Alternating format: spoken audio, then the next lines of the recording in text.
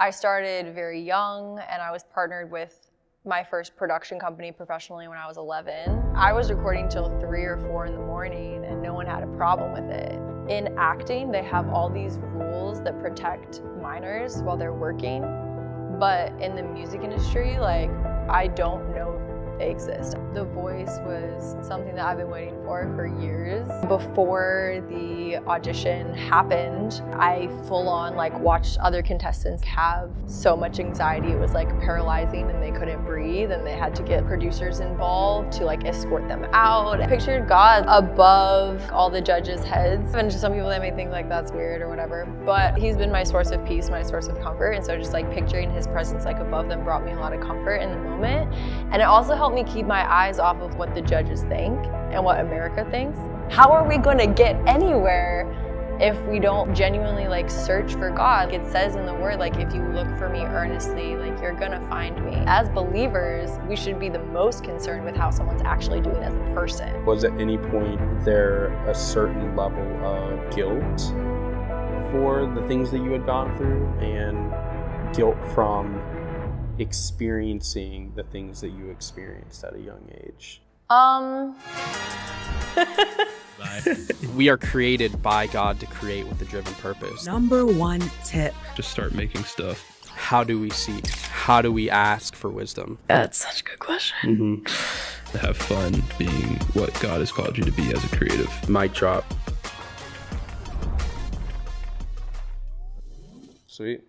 Well, welcome. Thanks for coming out. Yeah, thank you for having me. This is You're so welcome. fun. It's been, what, 2 weeks in the making? A week in the making? Yeah, a couple Something weeks. like that. Yeah, I'm so glad we finally made the time. Me too, me too. And even though it's, you know, it can feel a bit rushed at times, I'm always just thankful to sit down, take a breath, and just like dive into conversation. Yeah, So, totally. Yeah. This is like one of my first podcasts.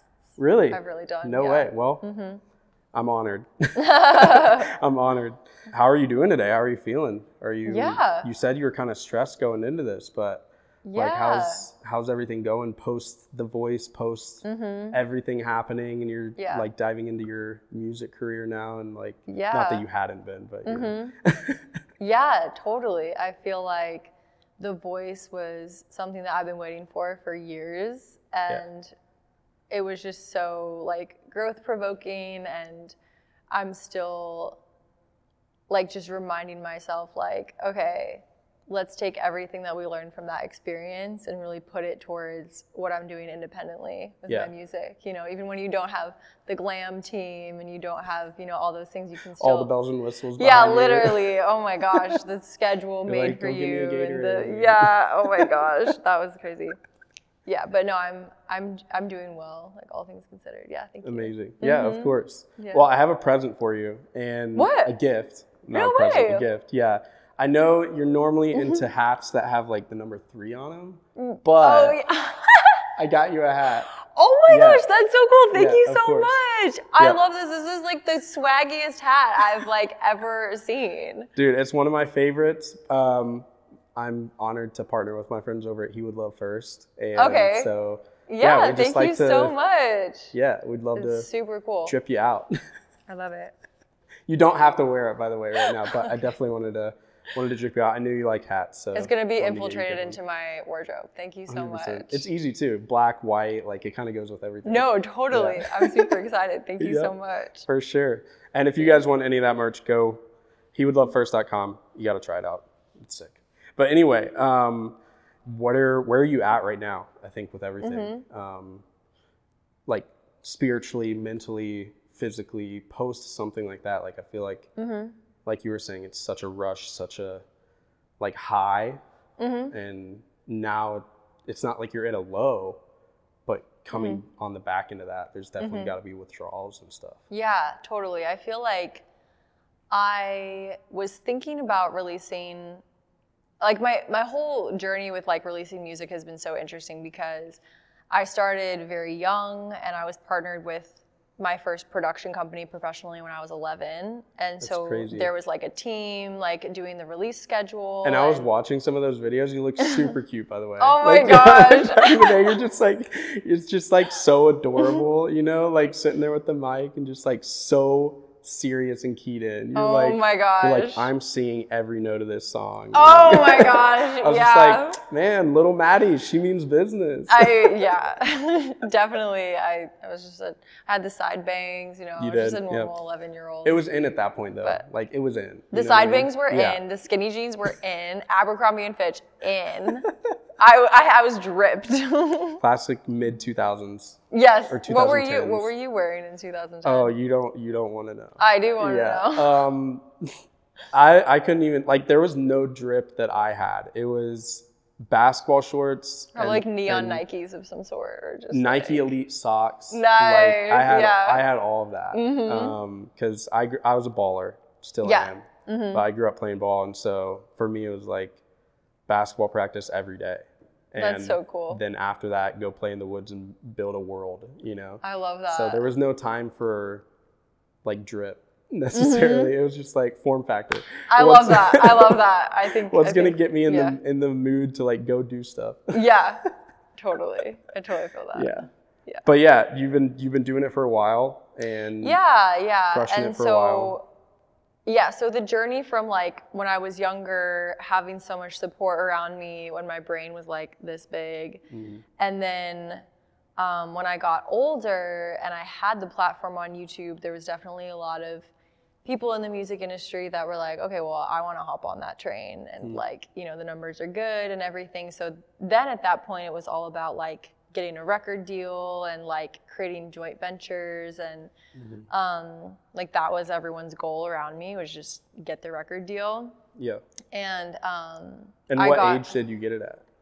Did you end up getting one? Or no. You said you just stayed independent the whole time?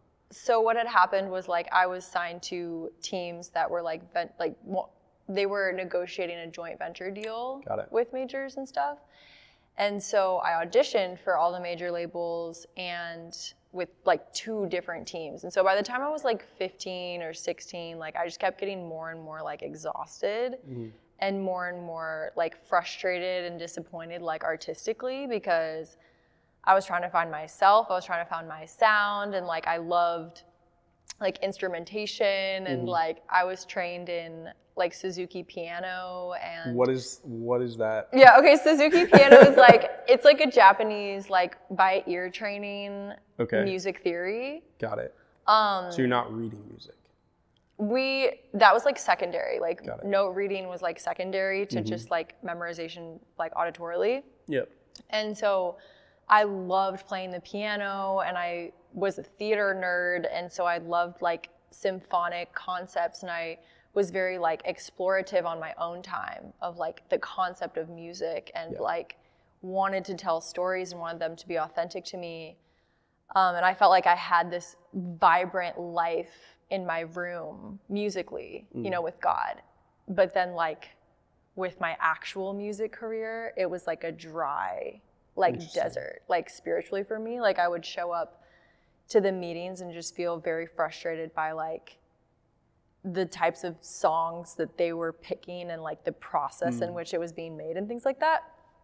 And so, so like over time, I just kind of felt like I needed to find my own path and find my own way. And so I moved out to LA when I was 19 by myself, and sort of parted ways with like the music team that I was with at the time. And were they based out of LA, or were they based? You're from Chicago, correct? I'm from Wheaton, Illinois. Wheaton. Yeah. Okay, sorry, not Chicago for all the Chicagoans out there. Yeah, not technically Chicago. Yeah, totally. I love moved out Wheaton of Chicago. so much. Okay, wow. Wait, where were you from? I was in Chicago. I was in West Loop, right there. Oh, nice. Yeah, okay, you were like in it for real. I was in it. Yep. Chicago's a great city. The real deal. Yeah, honestly. Should be proud. I mean, I always tell people to go visit. Yeah. I think it's definitely one of the cleanest cities in the U.S. Yeah, totally. Sure. Yeah. No, like it's downtown amazing. Metro areas. Okay, Wheaton, Illinois. So your team was from there, or they were from LA? No. Were you doing a lot of traveling? Originally, from the ages of 11 to 13, my team was in Nashville. From the ages of 14 to 16, my team was in New York. Okay. And from the ages of 16 to 19, my team was in LA. Got it. Yeah. It's a lot of places. Yeah. Yeah, a lot of relationships. You got to travel as a kid. That's I fun. did get to travel There as you a go. kid. Yeah. It's a blessing. Yeah, definitely. Yeah. Mm-hmm. All the traveling I did was, I'm one of 10 kids. I don't know if I ever Wow. told you Yeah, that. you told me about this. It's so cool. One of 10 kids. So like the traveling that we did was like packing like sardines in a 15-passenger van and then just driving somewhere across the country. Wow. Yeah. My mom and dad like fun. love to travel, especially my mom. I definitely get that adventure bug from her. Yeah. But, you know, when there's 10 kids, like what are you going to do? Pay $5,000 to fly everybody somewhere? No. Right. Yeah, no, van, totally. Yeah, you're going to drive for 18 hours until you get somewhere, and you're going to stop along the way and smell the roses. Yes. No, totally. I totally get that. But that's cool. Yeah. That's cool that you were able to like jet set different places and even at a young age, like get to see what life is like outside of Wheaton, Illinois. Totally. Yeah. But it wasn't like my parents like paying for anything or whatever. Like both my parents are, like my mom is a stay-at-home mom and my dad is a therapist. Okay. So it was more like them like funding things and it got really messy like over time. So I'm sure. Yeah. I'm sure. My parents are great. They were like always there for me and that's awesome. I'm really grateful that they've stuck with everything. Heck yeah. You're still close with them today? Yeah. Heck yeah. That is a blessing. I think, you know, something I take for granted is how close my parents and I are. And, you know, I may look at it and think like, oh, well, maybe we're not as close as we should be. But the fact that I can pick up the phone and call them and they're going to be there for me is huge. Yeah, totally. So many people don't have that opportunity. And it's not something that like I take for granted because I definitely had to like work at it. Like my dad was my manager growing up. And when I moved out to LA and I didn't want to work with any of the people that he wished I would work with, it did cause like a lot of conflict. But like I felt like God like graced me to be able to like have really difficult conversations and like go to therapy and like work through just so much of like how the music industry had affected our family. And I'm so glad that I made the choice to like dive into that and that we both kept like working on our relationship. And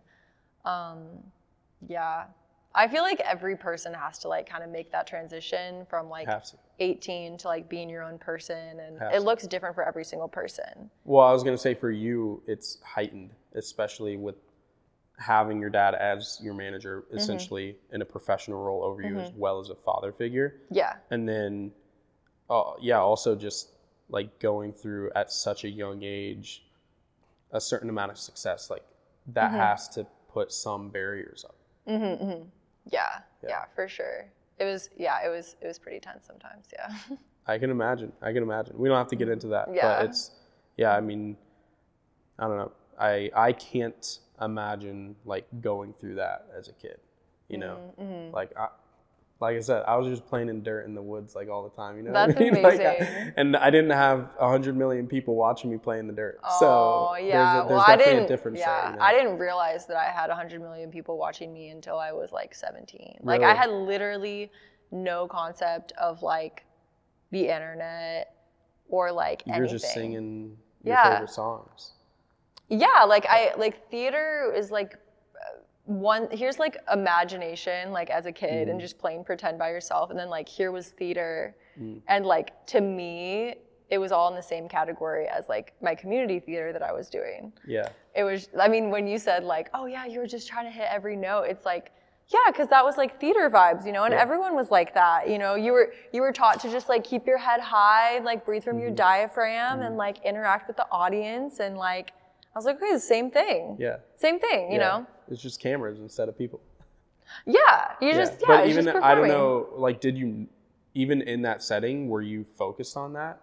Like, were you even focused on the fact that there were cameras around you, or were you just like... No, not that there were cameras around me. Like, on doing a good job, yes, because, like, unfortunately, I'm definitely a perfectionist, and I always have been since I was a kid. Yeah. And that bit me in the butt later, which is another thing that I feel like God set me free from. But yeah, at the time I was like pretty oblivious, and as things like got bigger and bigger, I remember being at youth group and we all went to Taco Bell afterwards, and my managers had told me to do this thing called Ask Maddi Jane on Twitter, where for an entire hour I respond to people like from all over the world. Yeah. And I was like young, like maybe 14 or something. Ooh. And I remember like having breakdowns like in the bathroom because I felt like so stupid that I couldn't just sit at Taco Bell with my friends. And I was trying to make friends. And I felt like the vibe was like, oh, is she too cool to like hang out with us? And like, oh, she has that like music. Like, what is she doing right now? And I just You felt like so alone. shame in that a little bit too, like. Yeah, I just felt That's so really tough. alone and dumb for like pursuing a career like at that age or something. Well, I mean, it kind of goes against human nature. Yeah, it was like very you're strange. You're a 14-year-old girl. Like, what are you supposed to be doing? Yeah, it was just like very out Dreaming of context. about that. You're supposed to be dreaming about that with your friends, not necessarily doing it. At that age. Exactly. Because there's no time to like actually develop what you're even like putting out into the world.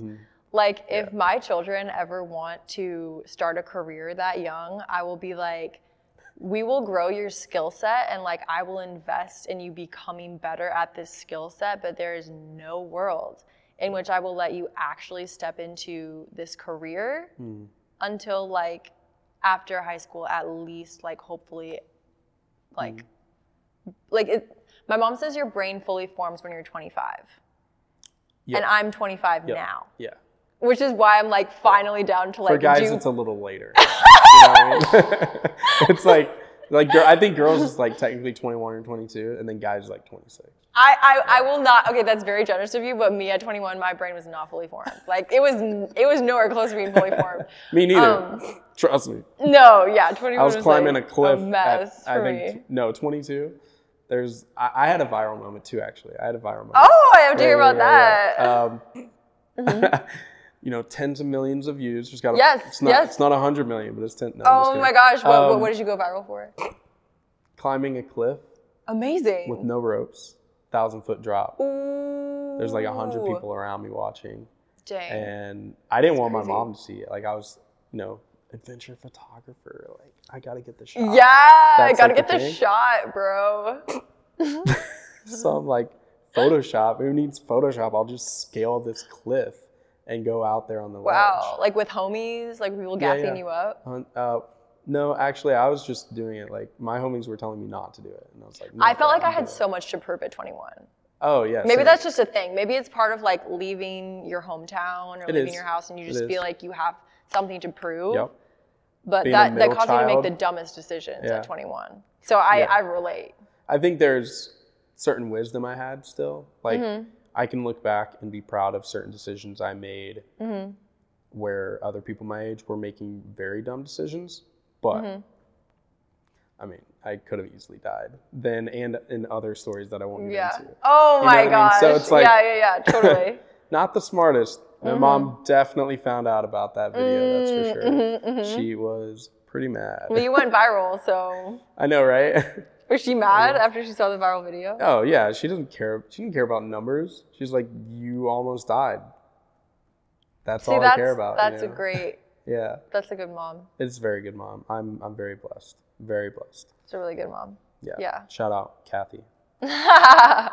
Okay, I wanted to hit on something that you kind of touched on earlier. You were talking about like you felt like you had to perform. You felt that you had to like live up to a certain standards. And then you kind of mentioned letting go of that and realizing that the only person you need to please is the Lord. Can you dive into that a little bit more? Just because, I don't know, I feel like it's a little tough for some people to realize like you're performing for an audience of one. Like, what does that even mean? Because obviously, like you're on The Voice, like there's millions of people watching that. That's not an audience of one. There's obviously a lot of people. What does that mean to you? Yeah, I feel like there's been so many points in my life I could talk about. Like my journey with perfectionism has been really rough. Like I don't have like perfect mental health at all. And nobody does. Nobody does. Really, nobody does, but especially Newsflash, not musicians, 2024. especially not creatives. But we're thankful for you guys because, oh my gosh. you go through it all so we don't have to, and then we get the good music out of it. Oh my gosh. Yeah. I mean, kidding. everyone does go through it to a certain extent, but I think creatives, like, I have such a heart for, because, like, we're such, like, empaths, like, feelers, like, can enter a room and just, like, feel sad and try to figure out why, and then you find out, like, you talk to someone and they're going through it and you're like, oh, like, I get it. It's like this gift and like a curse too. Yep. But anyways, being on The Voice, journey with perfectionism and performance, I feel like God really did like he let me go to my human extreme of like, I have to be perfect when I was like 15. And to the point where like I lost my voice and I had a vocal coach. Like physically, actually. I actually lost my voice when I was long? like 16, from the ages of like 16 to 18. Wow. 2 years. I could talk, but like my singing voice was completely shot. That's nuts. Because of all like the covers that I was doing and like all the pressure that was on me. And something that I'm really passionate about is like, in acting, they have all these rules that protect minors while they're working. But in the music industry, like, I don't know if they exist. I didn't experience any of them. Even with stories like what Justin Bieber went through, it doesn't seem like it. Yeah, I'm like, where are the guidelines? Like, I was recording till 3 or 4 in the morning, and no one had a problem with it. Wow. And yeah, there was just literally no. Meanwhile, every other kid is like in bed by 9:30. Yeah, literally. No, totally. And so, That's crazy. yeah, and I had like a member of my team that like would just drill my like the scales and the exercises for hours and hours, and learn like when I was in the booth, like it was just, okay, say this syllable with like a tint of sadness, make sure you're breathing, make sure you're articulating diction, but then the second half of the phrase needs to just be like elongated and like have a hopeful edge to it. Like these were the type of like things that I was like expected to nail. As a 14-year-old. Younger 15. Than that, like 12. Wow. Yeah. And so after years of that, and then the heights and the stakes getting more and more so, where it was like, okay, now we're like making money off of this. Now we're performing for the COO of Atlantic Records. And like, now we're practicing for like the big leagues and all these things. Which, by the way, like there were opportunities for collaboration with those labels, but I think that God protected me from it because it was too fast, too soon. And well, I was thinking as you were talking about that, like, if you already had team members that were kind of pushing you in those ways, I can't even begin to imagine what the big records would do. Oh yeah, totally. Yeah. And I was already struggling with like genre and stuff, because I would come into the session being like, I really want to sing more stuff like Christina Perri. I was like, I love the ballads. I love like songwriting stuff. And she's amazing. Yeah, she's always been like so amazing. And then the teams that I was with were just like, no, but you want to be a pop person, right? And I'm like, literally, no. And they're like, no, but you do. You know you do. And I'm like, no, I really don't. But I didn't have the voice or like the guts to like speak up at that point. And so I was just like, oh, I have so much to learn from this person. Like, I just, maybe, you know, I must be wrong. Like, they must be right, you know? And so, I mean, you're thinking like they've lived more life than you. Like, they know what's best. Yeah, and they're super talented. As any kid would. Yeah, as any kid would. Yeah. And so, yeah, I feel like the Lord did like protect me from what could have been. And my mom is like an uber prayer warrior. Like she had her whole Bible study, praying so much for me. What's her name, by the way?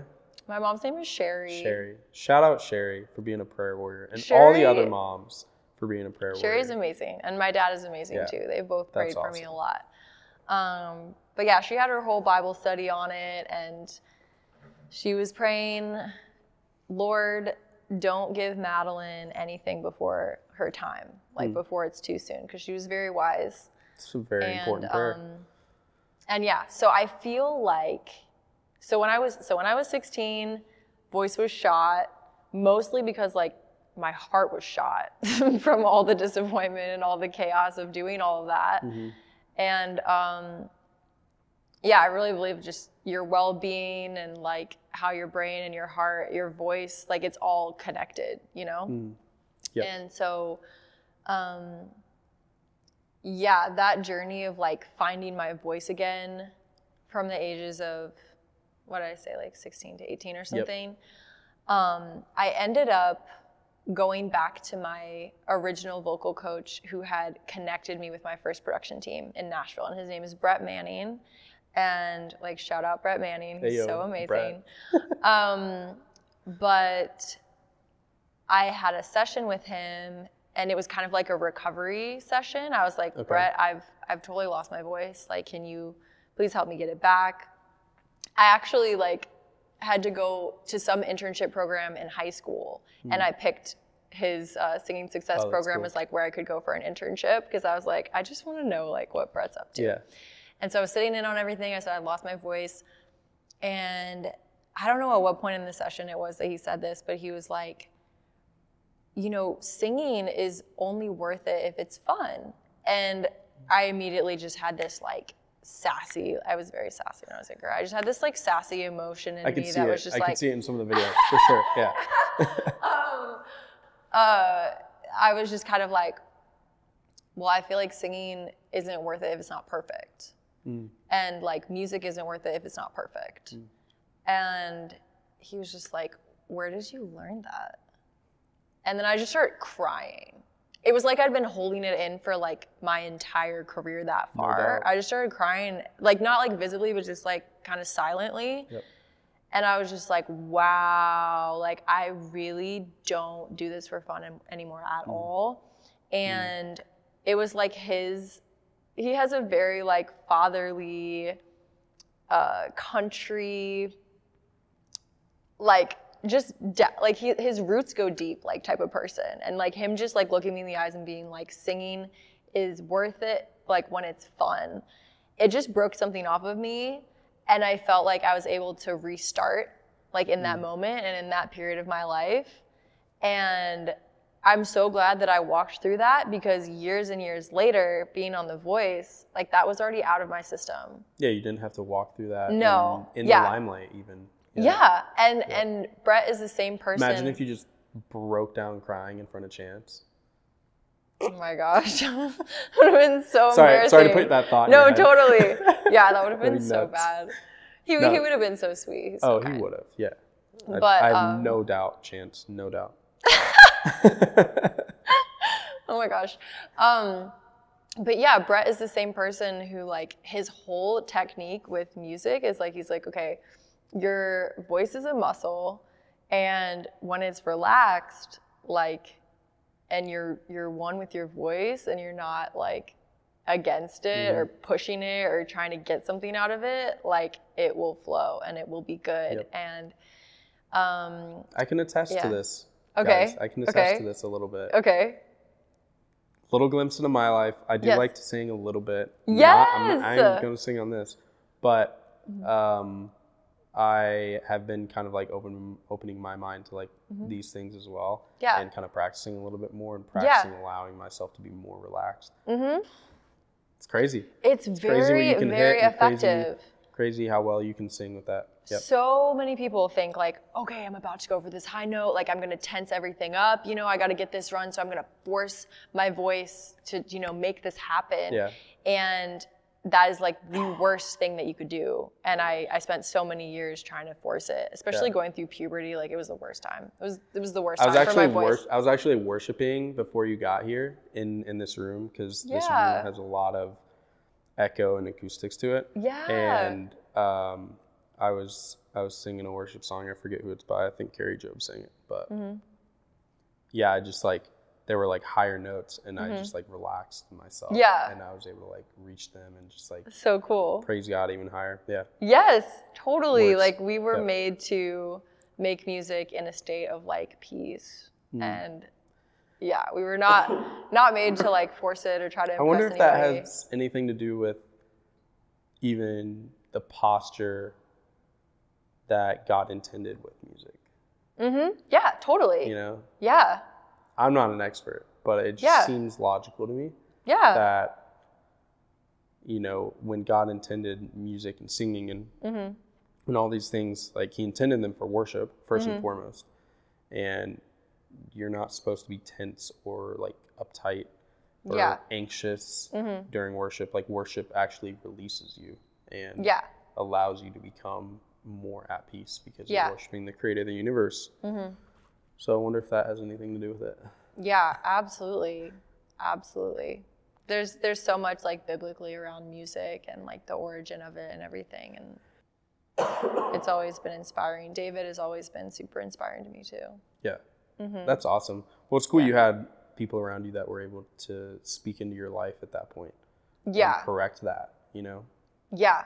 Yeah, absolutely. Do you feel like you now have, I'm sure it seems like you're in a very good place and you've worked through stuff, but was at any point there a certain level of guilt for the things that you had gone through and even like maybe not performing well enough or sorry, not that, but like guilt from experiencing the things that you experienced at a young age and experiencing like the pressure that was put on you? Did you feel like self-guilt for that, like for being in that situation? Well, there was like a lot of stuff that went down that like I don't know if I can get into. Like, and you don't have to. I'm not wanting specifics. I'm just feeling, trying to feel out you as a person and what you had to work through. Yeah, and if that was something that you put on yourself. I love psychology, by the way. So I'm just like thinking about you know, how different people handle different types of things. Yeah, totally.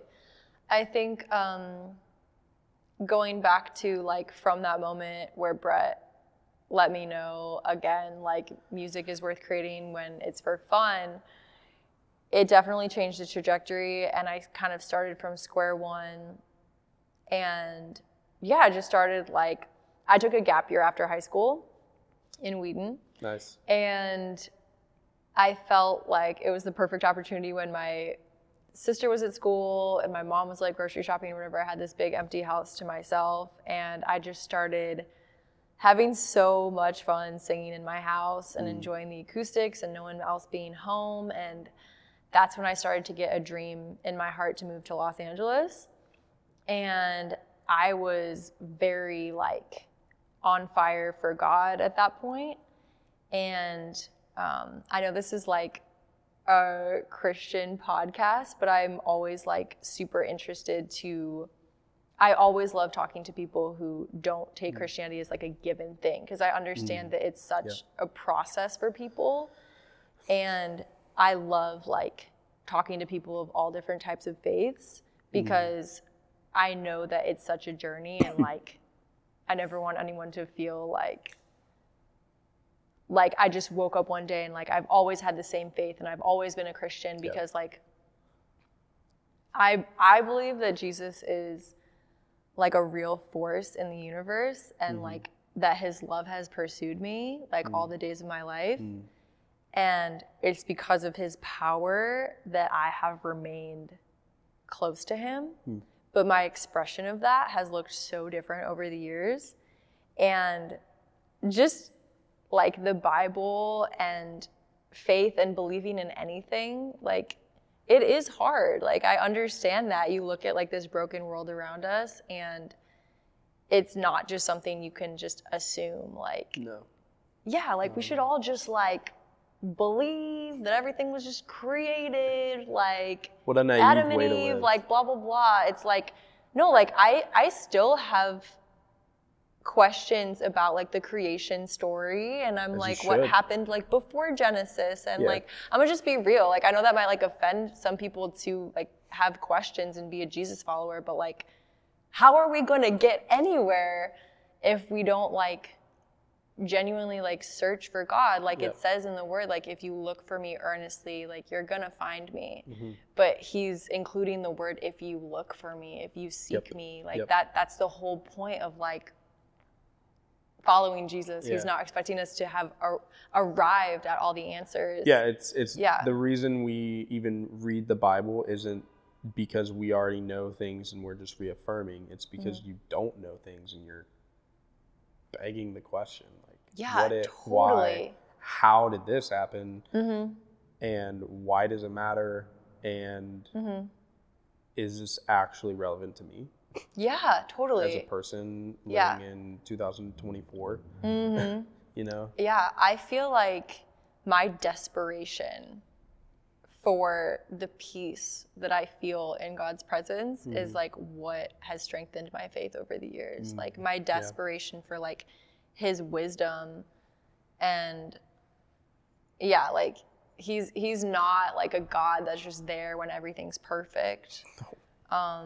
He's for the moments you don't know what the heck is going on in your life, and you just want to feel like grounded, and you need to feel at peace. And which is something that, you know, I think we all can, like, we all get to at some point in our lives is a place of desperation.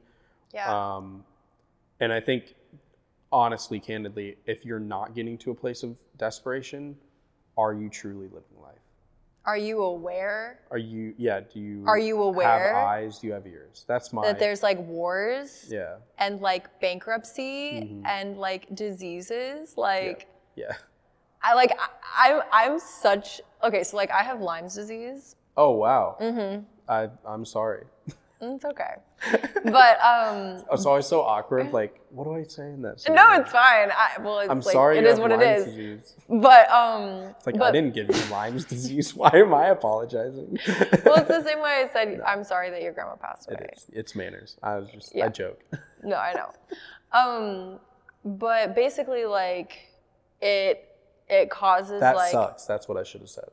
It does suck. Yeah. But it's like it's a parasite in your system, and it affects your nervous system, and it can cause additional agitation in like how you perceive the world and stuff.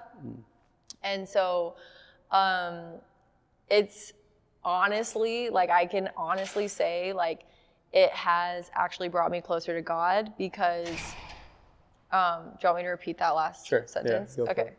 No, you're good. Dang it, Julian. Juju. But yeah, like that additional like agitation in my system, like it has brought me closer to God, because I feel like me being anxious, like it makes me cling to him first thing every single day, like even more, you know? Yeah. And the fact that like I was on The Voice and he enabled me to be healthy enough to run that whole process is like a miracle. Because we were in a hotel room and you have to eat out all the time. You can't have like a stove in your room or anything. And How long are you in the hotel room for? Like how long are you? I was there for like 3 months. What? Plus this summer. You couldn't like go home, No. What? That's crazy. Yeah. It's kind of You're crazy. basically quarantined. You're in the NBA bubble. Yeah. It was pretty wild. Sports fans. It was pretty crazy. Yeah, I can't imagine. Yeah, so you can't have like a stove or anything, and you can't have a stove, and I can't eat anything with like preservatives in it or chemicals or anything that's gonna like inflame this parasite that's like inside me. And so it was so sweet because my roommates and my boyfriend, they basically meal prepped for me and brought me like home cooked meals to the hotel. And yeah, I took a lot of like Epsom salt baths and like detox things. And anytime I would start like feeling like I'm getting sick, I'm like, okay, I'm gonna take another Epsom salt bath and just like sleep it off and everything. But yeah, I feel like having Lyme's has taught me a lot of discipline and just like survival techniques and like ways to endure like lots of pressure-filled situations that like I'm honestly grateful I have it, even though it's like super annoying sometimes. But yeah. Well, it sounds like you, like going back to what we were originally talking about, like it sounds like that is not only giving you perspective, but it's in a way it's bringing you to your knees, because you're like, my body doesn't operate quote unquote normally like it should. Yeah. It's causing all these problems. I have to be hyper aware of what I'm putting in my body, how I'm treating my body, how I'm going about life. I can't just like run around and do whatever I want. Yeah, exactly. And then it also that humbles you. And I think in order to get to a place of desperation, as you know, the Bible calls it, being weary. I was looking up this verse, Matthew 11:28 through 30. I'll read it real quick. Jesus says, "Come to me, all you who are weary and burdened, and I will give you rest. Yeah. Take my yoke upon you and learn from me." And we can talk about that later. "For I am gentle and humble in heart. You will find rest for your souls. Yeah. For my yoke is easy and my burden is light." And in order to get to a place of desperation and weariness, like, you have to let go of pride. Yeah. You have to like get to a place where you're like, I can't do it on my own. yeah, you have to give that up. Give the ego up. Yeah, totally. And I feel like I love the verse. It's like, in my weakness, you know, God is made strong. Yeah. Yep.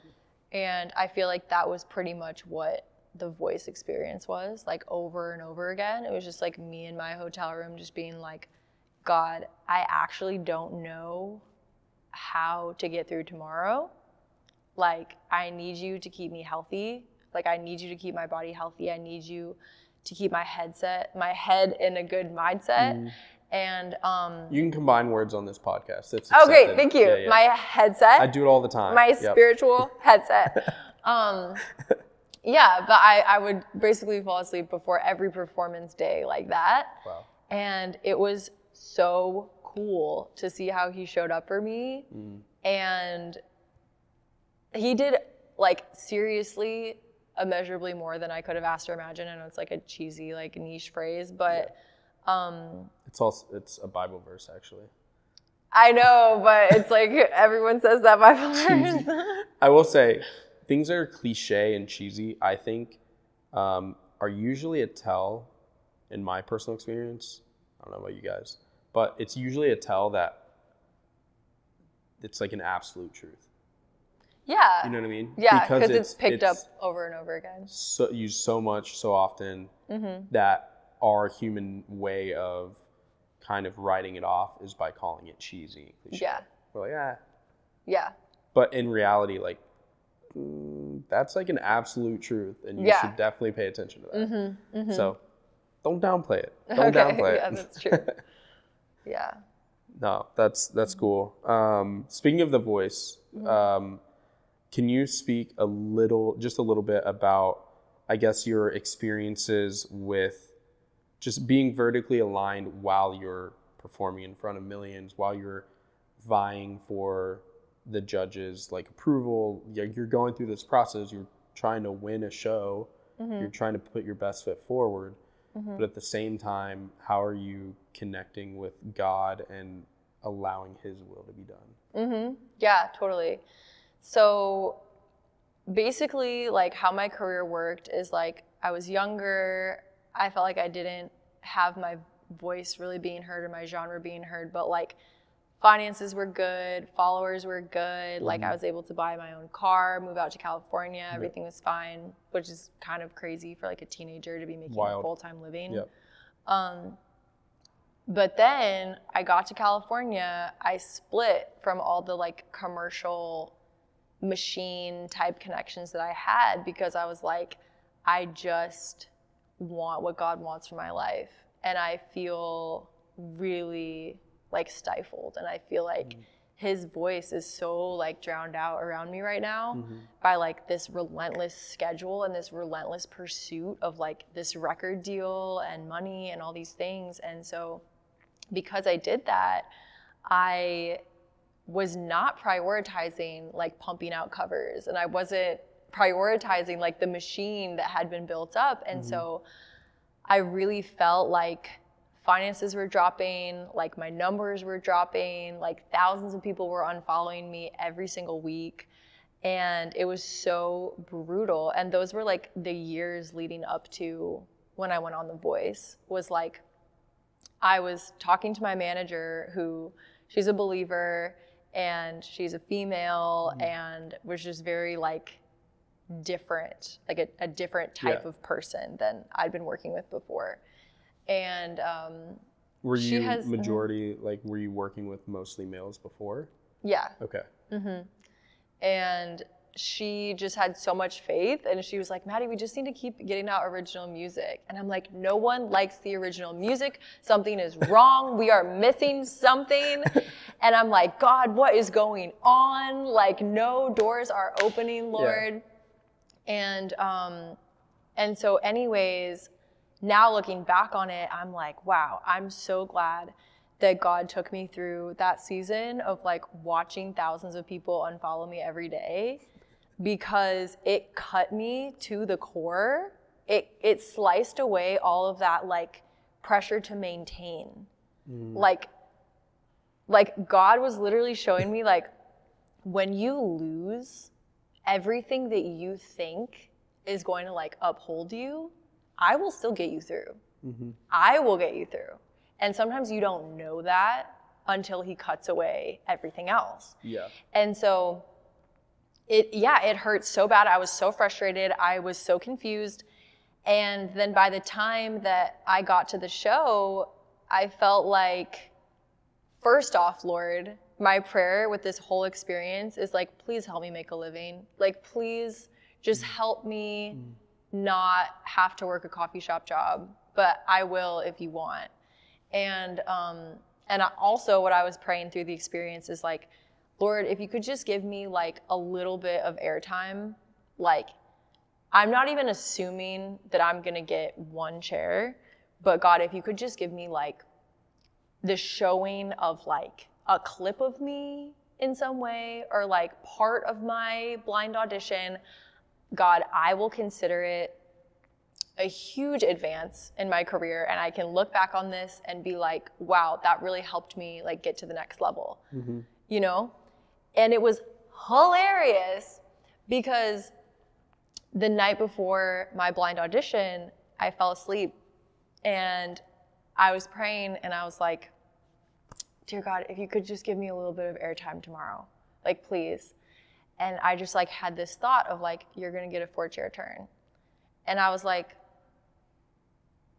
I don't know about that. We'll see about that. That was a nice thought. In my dreams. Yeah, in my dreams. In my dreams, I was like, that's a gonna... really nice thought. You know, I'm gonna table that one, Lord. Might not have been your voice, might have been my desires or whatever, but I did have a feeling of like, okay, that thought didn't come from me because I'm in a really stressed out place, right? Yeah. So that had to come from like somewhere. Yeah. Like, where did this little bit of peace come from? I know. I wonder. And a little bit of confidence, right? And so, I had that thought. It's what happens when you give things up to God. Just, it's going to put that there. Yeah. I have felt that. I felt that in my life. So, I had that thought of like, tomorrow you're going to get a 4-chair turn. I'm like, that would be nice. I'm going to bed, turn out the light. And then, before the audition happened, like I full on like watched other contestants like have so much anxiety. It was like paralyzing and they couldn't breathe, and they had to get like producers involved to like escort them out, and like they ended up not performing or going on later in the day after that. But just kind of like the whole show is like not just a test of like, can you sing, but it's like taking an average person who has never been in front of a crowd this size before and just throwing them into the deep end, seeing how they do, and seeing what they can pull from like deep within themselves or like spiritually, emotionally, in order to like handle this moment, right? With like these icons in front of you and with America watching and everything. And which is interesting, and this may be where you're going, but one of the things that I remember from watching you audition was, I forget who said it might have been Chance, might have been someone else, but they're basically accrediting you for handling yourself well, and not only singing well, but like performing well and knowing, like having the confidence, essentially. Thank you so much. So thank you. I don't know if that's just like that was from the Lord and you're like, I actually was just super anxious, but God provided, or if it was just you know, Yeah. from practice and from knowing how to be. I think it was all the things that I just talked about. I think it was like, my goal was literally like, okay, you know, my desires are like, I'd love to move forward a little bit in my career from this, and I would love to be somewhat financially stable as an independent artist after this. But other than that, Lord, it's like, I pray that you get glory through this. And and so in that moment, I went up and I was like, wow, I've just watched like people literally not be able to handle this. And how am I going to handle this? And I was I'm gonna die. I was literally in 4-inch heels, and I'd had this one moment when I was younger where I was singing at Atlantic Records and I twisted my ankle in my heels, and it was like sore for days. And I had that moment. Are you not a heel person usually? I'm not. Okay. I'm really not. Sneaker girl? I'm a sneaker girl, okay, 100%. For sure. And right on. Put her there. Yeah, I can do it if I have to. But anyway, I had that thought in my mind, and I was like, okay, how can I not twist my ankle during my blind audition? I need to prepare myself in every single way. Yeah. Nothing is going to go wrong, right? I'm going to set myself up for success. So I wrapped my ankles in that stuff that when you get a sprained ankle, you wrap it, like the extra support. Yeah, like the tape. Yeah, just like tape. So I like taped up my ankles under my heels so that I wouldn't trip and fall. And I just took a deep breath and I pictured God like I thought you were gonna above. say I thought you were gonna say everybody naked. No! That's a classic thing. I think that's the dumbest thing ever. I don't know why people say that. I'm like, it's not helpful. That would stress me out so much more. Why do they say that as a comfortable thing? I would be so much more stressed if that was the case. It just like throttles you into a place of fear automatically. You're I'm literally like, oh, I gotta go. I don't know what to do with this. Yeah, no, Sorry. no, thank you. But Jesus. no, yeah, I pictured God like above like all the judges' heads, kind of, and to some people they may think like that's weird or whatever. But yeah, he's been my source of peace, my source of comfort, and so just like picturing his presence like above them brought me a lot of comfort in the moment, and it also helped me keep my eyes off of like what the judges think and what America thinks, because I was just picturing like, oh, like I'm worshiping God, and like he's just like, good job. Like, no matter what I do, he's going to be like, oh my God, you're so brave. Like, you're so amazing, Maddi. And so I was just literally singing to God. And then it was like halfway through my song when people started turning. So for the majority of my blind audition, I was like kind of getting comfortable with the fact of like, okay, I don't think I'm going to get a turn. And like, that's going to be okay, you know? And then it was like, bam, bam, bam, bam. It was just like, people just like went crazy, like hitting it. And isn't that crazy though? Like from where I'm sitting, you're having these moments where you're terrified. I was shaking. I had my ankles wrapped, but I was praying and I was like, I'm here. Give me peace. Give me confidence in this moment, not to like perform, but to please you, God. To worship, and to worship, and that's crazy. And then it led you to the point like God's like, okay, like, well, worship me then.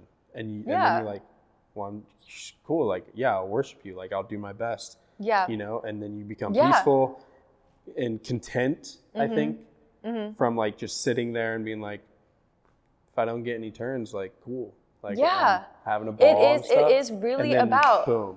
Like, I'm gonna give this instrument that you've given me, like, I'm gonna be the most excellent I can be, because like, that's what he's worth.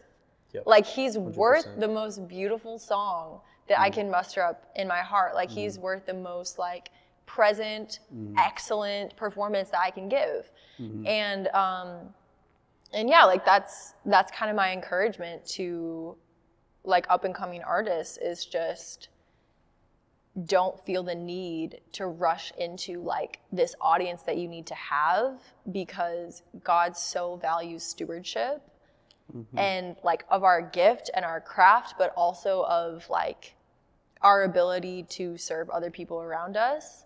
And it's humbling and it's not fun. And like, who wants to go through that journey of like taking care of the dishes, like from someone around you, or like not clapping back to a roommate that's like ticking you off, or like doing the hard work of, yes, music is worship, but there's also other ways of pleasing God with like who we are as a person. Yep. And he cares so much more about that than what you're doing. Yep. But I feel like my story is the story of like, yeah, like I was able to focus on the simple things of like the unglamorous things for like so many years, and then God being like, okay, but I'm gonna just like give this back to you now. And it was like, what? Like, you don't have to do that. Like, that's so nice of you. Like, that's so kind of you. Like, he trusts you with it.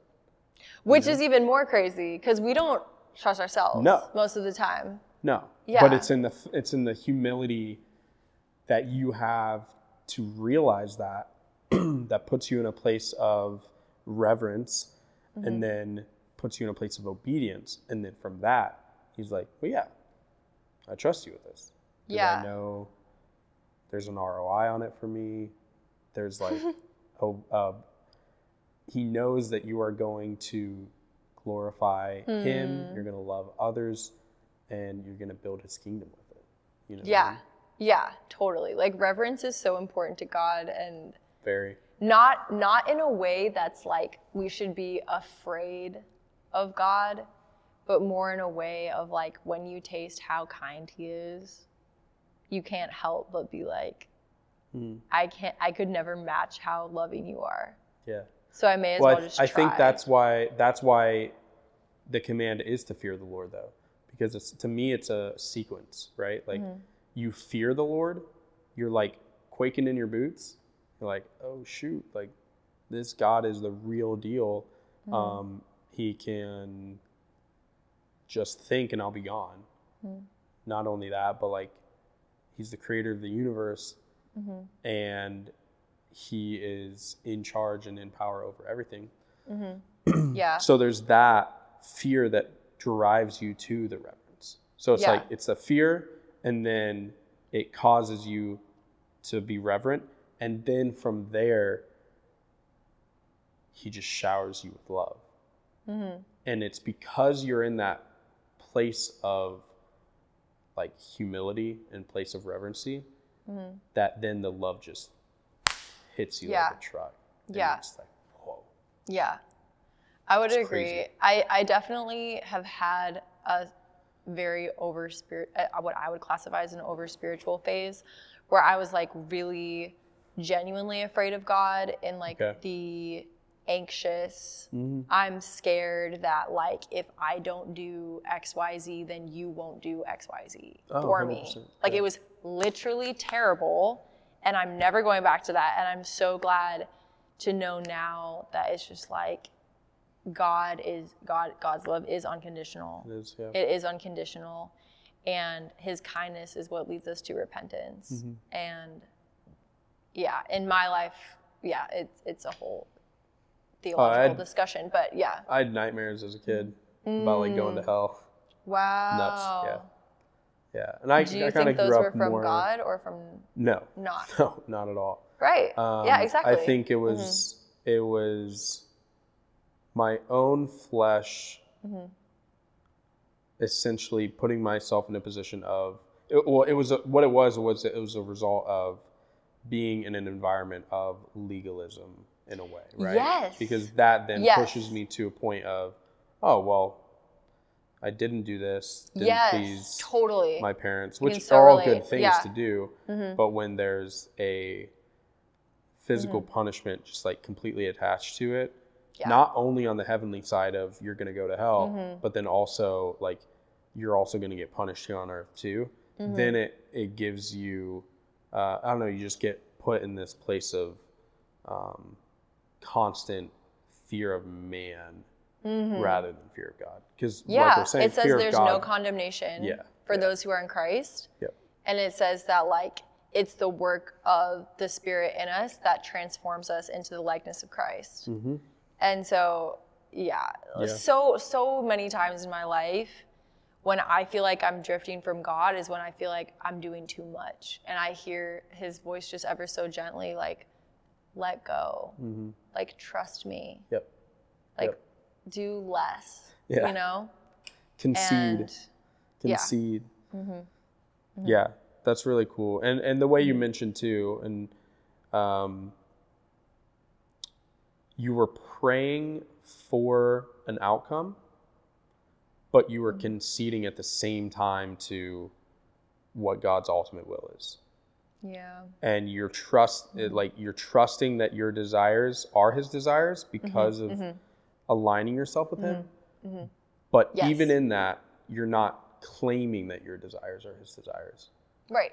You're trusting that, Right. but then you're ultimately being like, but I don't have the understanding, so like, do what you do. And you it know? turned out to not be his desires because my desires weren't big enough. Say that again. Say that again for Julian in the back. The people in the back. My desires like were to have some airtime on The Voice and not have to get a coffee shop job. Yeah. And that was so human compared to his desire, which was to get me all the way to the semifinals and be doing music full time. And I saw this photo today that Mara Justine, she got 3rd in season 24. She's like such a lovely person. We like talked a little bit, but she posted this thing today that was like what I wished for, and it was like 2 tulips, and then there's like what God wanted for me, and it was like this bouquet. Oh, that's sick. And there's certain points in our life where it's like so hard to believe that, right? Like when he was like taking me through that process of lots of people unfollowing me feeling like I haven't found my niche, like super broke, like wondering how groceries are gonna come through. It did not feel like the bouquet of like, well, I'm just not dreaming big enough. It was like, where are you, God? Like, what is happening right now? And we just literally like steadfastness and perseverance is so important. Like, I'm so glad that I just stuck it out for years, because I wouldn't have gotten to this point in my music journey where I got to like be on Chance the Rapper's team, like hanging out with Meghan Trainor. Like I would never have seen that if I didn't stick it out. And even now, like whatever's to come in the future, as I'm facing the unknown and I'm facing like, do I want to stay independent? Like, how do I even go about like scaling a business or building a team? Like, I'm like, all right, whatever's coming, God got me through that before The Voice. Like whatever's happening, like he's going to get me through this time. Yeah, and I'm going to be less stressed because I already saw this happen. Yep. You know what I mean? Yep. Yeah, it's the whole concept of like the Israelites when they're in the wilderness and going through these phases of like highs and lows essentially of, you know, God having them in the valley and then taking them conquering someplace. They would like build memorials. Stack of rocks, whatever it was, like you know, an something Ebenezer that stuck out, or whatever, and so that they could not only remind themselves, but they could also remind their kids and their grandkids and, you know, generations to come of, yo, God did this, so like, why are you tripping now?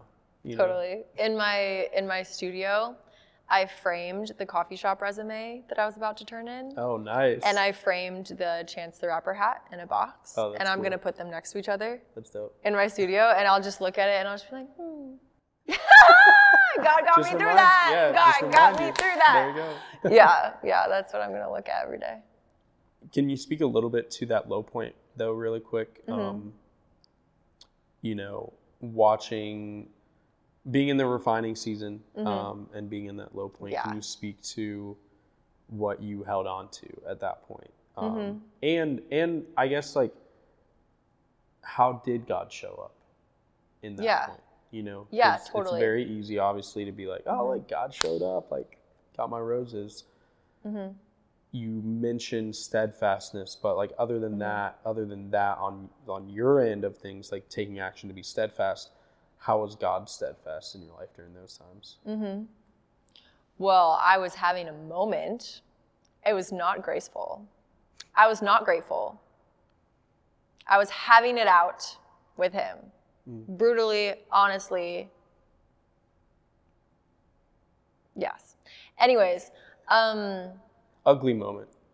Yeah, I was not something mad. you would want to post on social media. I was mad, Yeah. yes.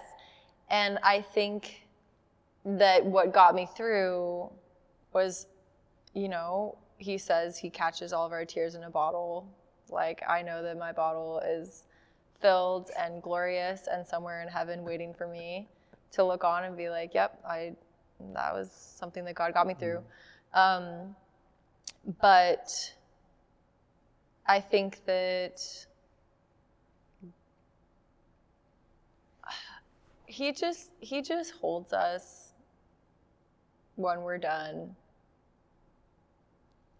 There's not really anything like magical that happened. I mean, he absolutely provided for me. I had like my roommate, she was like tithing off of this new car that she got, and she totally covered my rent one month, and he just provided through me through like different family members too. But in the moment, you know, it was horrible. And I think it was also my own like fire and like my fighter in me that got me through as well, of just, I'm stubborn, and somewhere deep down I knew like I'm an athlete.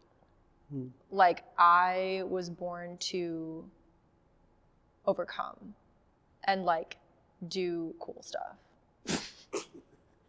Like, deep down I'm just like, Quote that. this is literally like so awful right now. It's like, I must be onto something. Like, there's just like, I love rap music.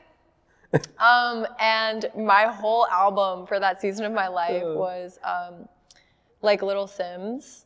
Never heard of him. Okay, Sorry. she's an amazing woman. She is from the UK. Okay. And you're just gonna like laugh at me, but she has this album called I Might Be Introvert, and she has this song called Point and Kill. And I would put this song on when I woke up, and I was like super depressed all the time. And it's got these big trumpets, and it comes in, and she's like, point and kill. I want it, it's mine. You can't stop me. Hey, I do what I want. I do what I like. I know what. It's like so good. And she has this other song called Gorilla. Monkey to gorilla, like, name one time where I didn't deliver, silent figure. Like, she's literally just so confident. And it's what some of my like aunties would call like a here we go. Oh, this is it. I'm waiting for the trumpets. Okay. The trumpets are on the gorilla song. This one is like, yeah. Nobody. She says, I don't fear anyone. I don't fear nobody. Nobody. Point and kill. If I want it, it's mine. You can't stop me. Hey. What do you think? Yeah, what do you think? I mean, It's like alt rap. I'm It's trying like, to put myself in your position and waking up and listening to this.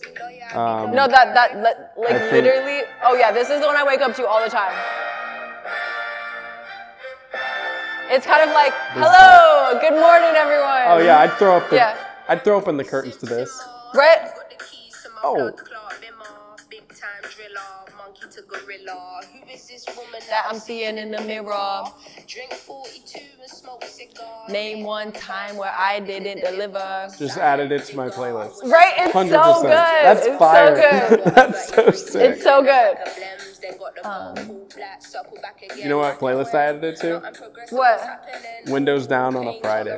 That's great. Or you could listen to it on a Friday when everything is going well. Like, it could It's be more my vibe, you know, but Yes, totally. No, you know, I love I'm not that. currently, praise God, depressed. Neither are So you. good. So good. Yes, No, totally. that's such a, I can see Yeah. it. No, I can see it. I can see those songs like being life givers to you in that moment and like pulling you out Yeah. and like giving you, if nothing else, kind of a renewed mindset for the morning, for each Yeah. day, you know?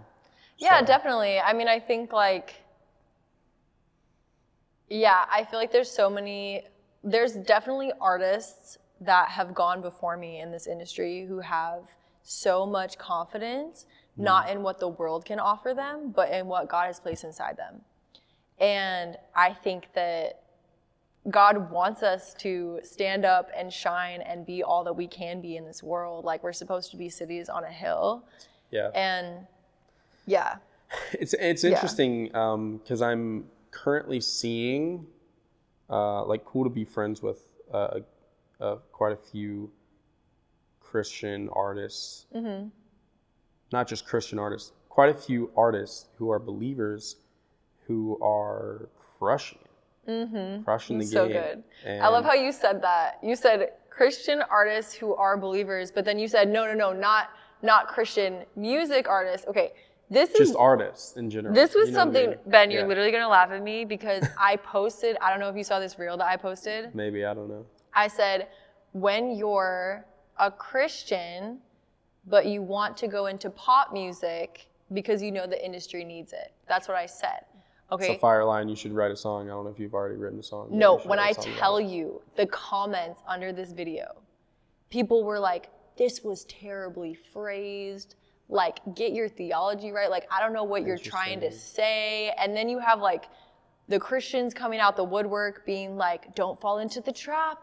Like, blah, blah, blah. And I was like, you guys, like, this was just a thought. Like, it wasn't a fully formed thought. Like, I was just trying to say that I love God and I don't feel called to do worship music in the CCM per se genre.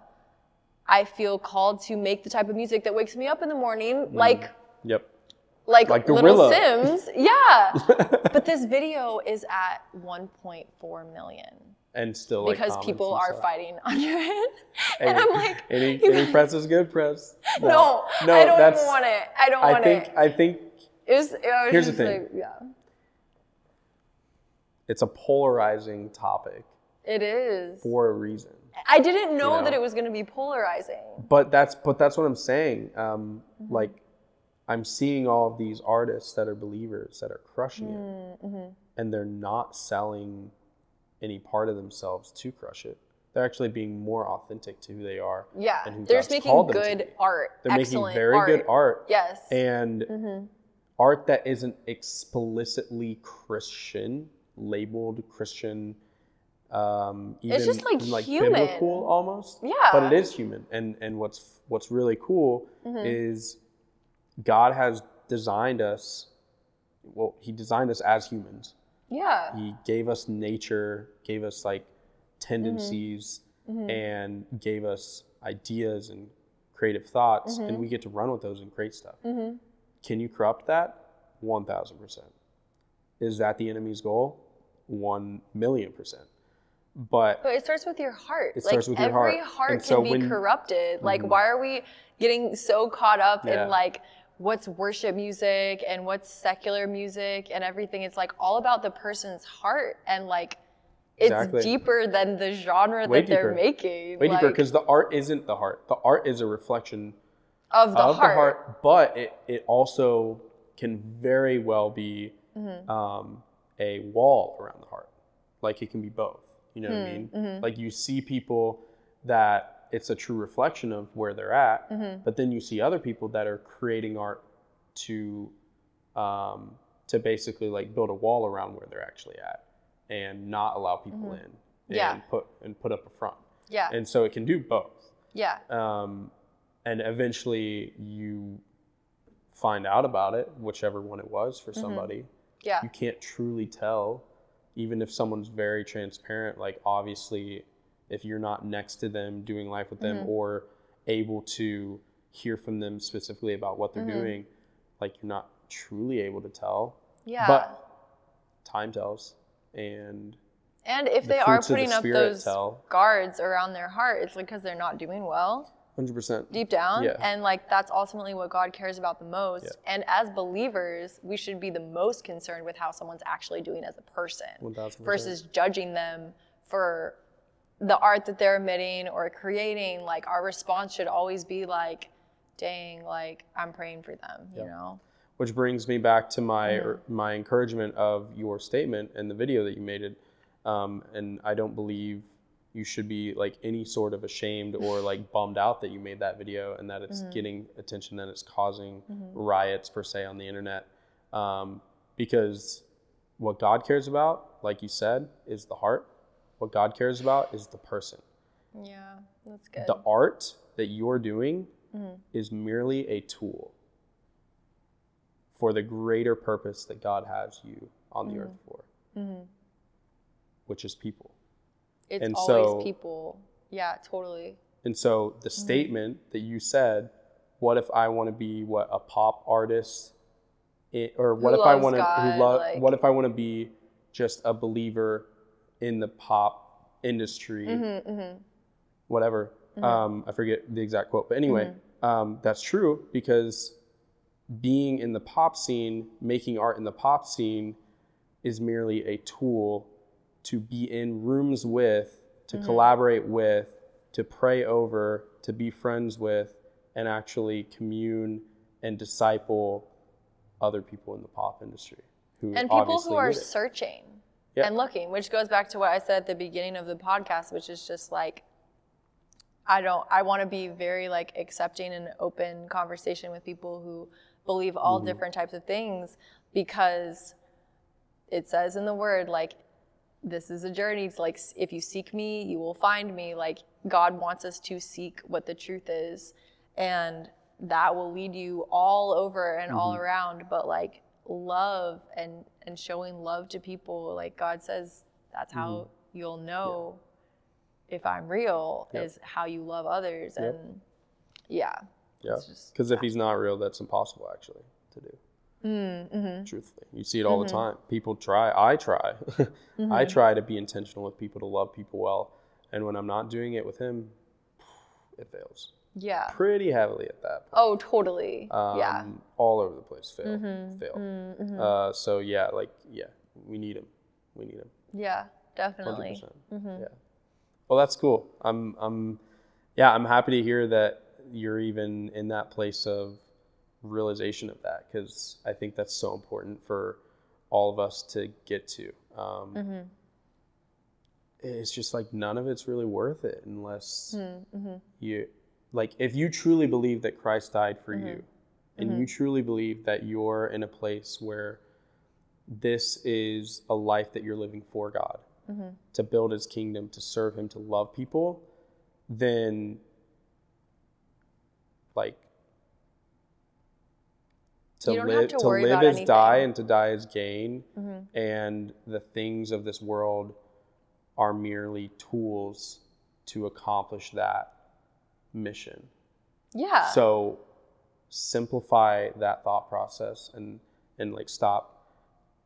I don't know. Just my prayer is that people really take that with a grain of salt and look at their own lives and really start to wonder, like, oh, what does it look like for me to actually pursue, one, the things that God has, naturally put on my heart, not things that people are telling me that should be in my heart. And then two, what does it look like to genuinely pursue those in a pure, intentional way that's a result of my time with God. Because that's when things will flip on its head. That's when you'll start to experience joy every day for the opportunities that God's given you to love people around you, to brighten their day, and then also to make really cool art if you're into that. Yeah. Or make epic spreadsheets and lead your teams in the best way possible, if that's what you do. No, totally. So. I feel that. And I think like you said, when you get to that place where you're like, okay, I feel meaning in my life because I know that it's like surrendered and laid down before God, I can equate it to one, like getting like a partnership with like a giant company or something where they like pay for your trips and they pay for like all expenses paid because you're literally on mission for them and their purpose. Yeah. And that should be like a pressure lifter for us where we don't have to worry about anything, because if this was like the peak of my career, like if The Voice is the peak of my career, like this world like is not the end goal for me. So I feel like the end goal is something greater, like in heaven, and God's gonna be like, okay, you did this, and you know, then I told you to go here, and then you went there, and like ultimately we're gonna hear, well done, my good and faithful servant, and like, you know, that in that sense, like I do have like a fear like of God, like I fear not hearing that, like at the end of my life, you know, and not to get all like fire and brimstone and like, it's real. I don't think it should be like it's real scaring people, but it is something that I think about. It's not why you do it, but it's definitely a reality that you have to face, you know? I mean, like I do think I'm super small. Like I think we're all, you know, a little bit like ant-sized on the planet, like the galaxy is light years and light years, we get it, like the star, we can't even go up there, there's no oxygen for us, we have to like try to make things to someday fit up there. Elon Musk. No, like we're just kidding. We're smart, like we're making strides towards getting there, but like even that's not the end goal though. We literally like don't fit up there, somebody made it, like I don't know. A lot of people don't think that's a given, but I'm just. You think they're? I don't know. You think there are aliens? I don't. You don't? My boyfriend thinks that there could be. Really? And we'll get in tips about it. I'll have to talk to him about it. He happens to be a homie, so I think we'll have a good convo. And he happens to be sitting right there, so I'm definitely gonna have a conversation with him. You should talk to him about it. What's your, you don't have to speak a lot about it, but as we're closing out, how much of a blessing has it been to kind of like have that relationship to rely on? Because you mentioned it earlier with Julian? Just with Julian, with your boyfriend, and the blessing of like having that partnership. Because you mentioned earlier, like even him meal prepping for you during the process and stuff.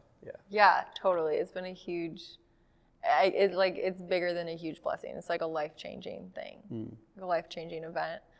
I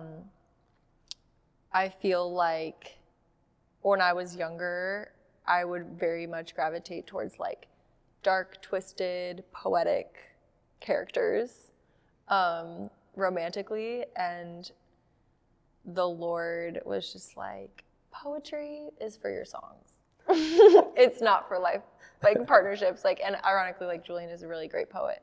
But like he is like a man with character and integrity and follow through and discipline. And he is the first person that I like beelined for his attitude of like integrity and follow through.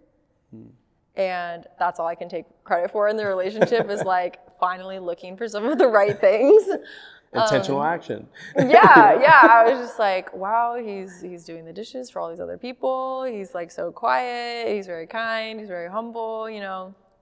Those are the guys. Yeah. Look for him, women. And so I totally made a beeline for him. And then it took him 3 months to realize that I liked him after I was like doing all these things to try to let him know that I liked him, which is also so sweet because like he doesn't have an ego. He wasn't just assuming that I liked him.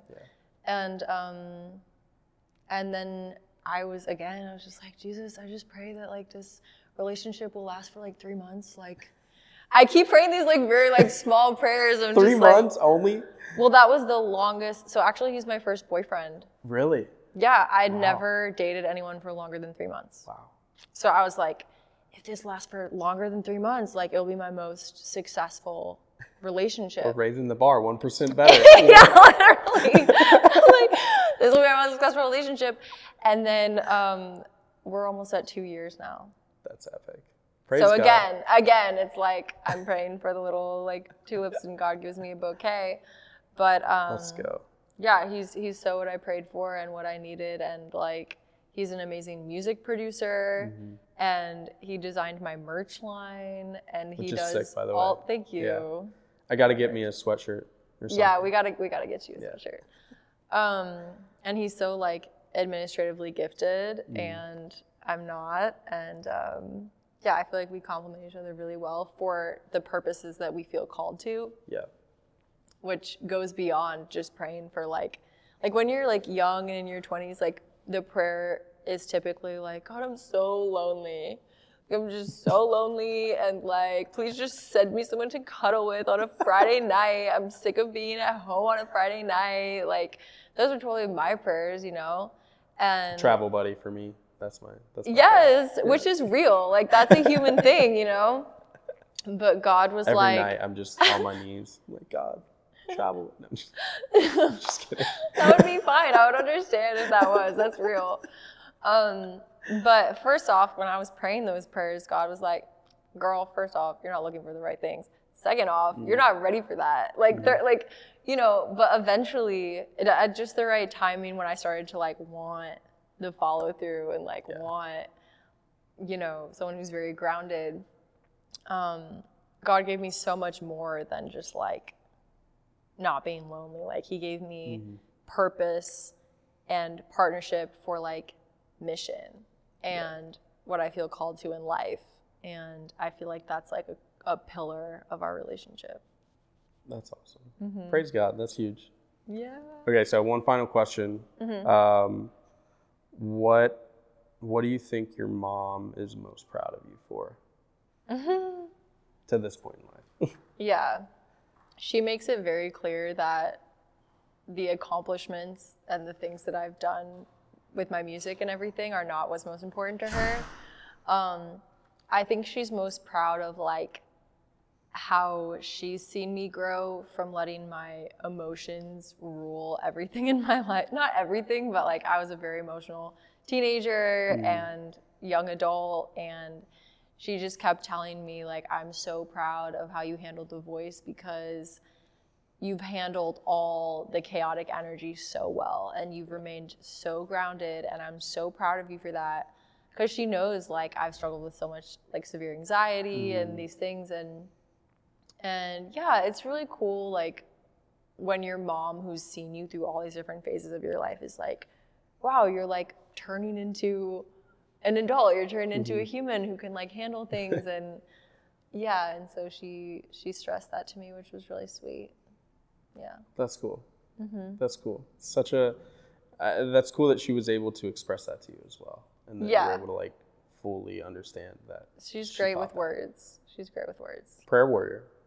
She is. Yeah. She is. She got her PhD in psychology, so she loves books. She loves reading. Let's go. Yeah. That's awesome. Well, thank you for coming on. Yeah, thank you so much for having me. Yeah. Yeah.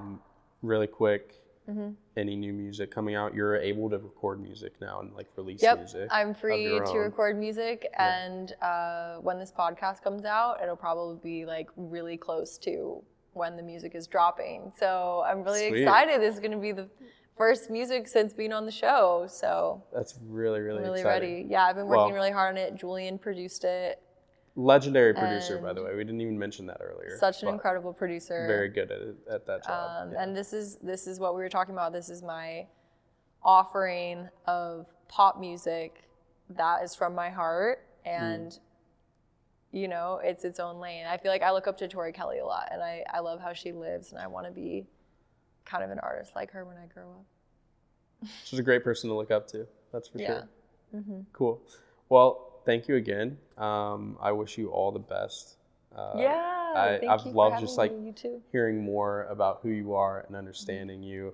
And yeah, I don't know. It's just, it's really evident that God is a huge part of your life. Yes, but also just a driving force for you. So I don't know. I just pray that continues, and pray that he just guides you and puts you in rooms with people that you need to be in rooms with, and gives you boldness too when you're in those positions. Thank you so much. You're welcome. Yeah, thank you. It was so fun to hang out, and thank you for the hat. You're welcome. You're welcome. Really rock that sucker. Yes. I rock this one. It's the same. It's different. What's it called? Different font, but same messaging. Jesus set me free. And if you look, so you can look at mine, I'll look at yours. After Jesus, there's a white comma. So it's kind of like, what's it called? I don't know. Double entendre, we'll call it. I don't know if that's the right word. But anyway, the people over at He Would Love First, they're geniuses. On the outward appearance, it's like Jesus set me free. It's like a proclamation.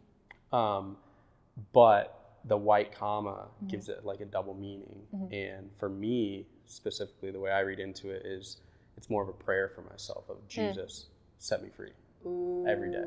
Yeah. You know what I mean? Yeah, that's good. That's really good. So. I love that. Yep. Nice. It's a dope hat. Thank Dope you so hat. much. You're welcome. Yeah. You're welcome. Catch you later, guys. Great. Peace. We are created by God to create with a driven purpose. Number 1 tip. Just start making stuff. How do we seek? How do we ask for wisdom? That's such a good question. Have fun being what God has called you to be as a creative. Mic drop.